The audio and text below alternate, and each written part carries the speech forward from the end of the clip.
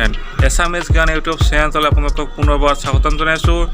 মই আজি আপোনালোকক পাণৰ কিছুমান গুণাগুণৰ বিষয়ে আৰু উপকাৰীৰ বিষয়ে কথা আলোচনা কৰিম। এখিলা পাণ আপোনাৰ কাৰণে কিমান উপকাৰী হ'ব সেই বিষয়ে মই আপোনালোকক আজি বহুলভাৱে ক'ম।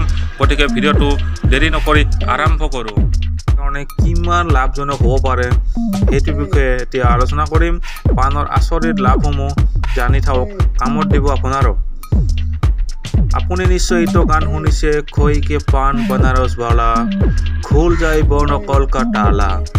আচলতে ভাৰতত পাণ খোৱা এক পৰম্পৰা চলি আহিছে, যাৰ বাবে ইয়াৰ ওপৰত বহুত গানৰ সৃষ্টি কৰা হৈছে। সাধাৰণতে আমি পাণ আৰু তামোল মিহলি কৰি খাওঁ, কিন্তু আপুনি জানি আচৰিত হ'ব যে তামোল অবিহনে এই পাতবোৰ কিমান ঔষধি গুণেৰে সমৃদ্ধ হৈ আছে। শৰীৰৰ বিভিন্ন সমস্যা দূৰ কৰিবলৈ পাণ পাতবোৰ ব্যৱহাৰ কৰিব পাৰি। এই লিখনিত আমি শৰীৰৰ বাবে এই পাতৰ লাভসমূহ আৰু ইয়াক ব্যৱহাৰ কৰাৰ বিভিন্ন উপায়ৰ বিষয়ে কথা কিছুমান আলোচনা কৰিম। পাণৰ বিভিন্ন স্বাস্থ্য সম্বন্ধীয় লাভালাভসমূহ।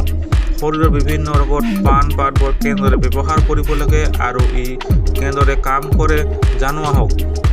এক নম্বৰতে আছে আপোনাৰ কাহৰ বাবে লাভদায়ক পাণ। পাণৰ পাতত বহুতো ঔষধি গুণ আছে। ই এণ্টিঅক্সিডেণ্ট আৰু এণ্টিমাইক্ৰবিয়েল গুণেৰে সমৃদ্ধ।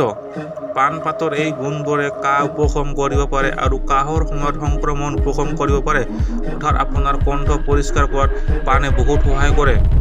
নম্বৰ 2ত আছে ডায়েবেটিছ প্ৰতিৰোধৰ বাবে পাণ লাভদায়ক। পাণৰ পাতত হাইপোগ্লাইচেমিক প্ৰতিৰোধী গুণ থাকে, যি তেজত থকা গ্লুক'জ হ্ৰাস কৰাত গুৰুত্বপূৰ্ণ ভূমিকা পালন কৰে। পাণৰ এই গুণে টাইপ 2 ডায়েবেটিছ নিয়ন্ত্ৰণ কৰাত সহায় কৰিব পাৰে। এতিয়া আছে 3 নম্বৰত আছে আপোনাৰ দাঁত স্বাস্থ্যকৰ কৰি ৰখাত সহায় কৰে। পাণৰ পাতৰ দাঁত শক্তিশালী আৰু মুখৰ সংক্ৰমণ ৰোধ কৰিব পৰা ঔষধীয় গুণ থাকে। ই দাঁত ক্ষয়ৰ চিকিৎসাৰ বাবে এক কাৰ্যকৰী ঔষধ হিচাপে কাম কৰে আৰু বেক্টেৰিয়াৰ দ্বাৰা হোৱা মুখৰ সংক্ৰমণ ৰোধ কৰিবলৈ ইয়াক ব্যৱহাৰ কৰিব পাৰি। 4 নম্বৰ আছে আপোনাৰ ভোক বৃদ্ধি কৰাত সহায় কৰে। আপোনাৰ যদি ভোক নালাগে, পাণ খালে আপোনাৰ ভোক লাগি যাব।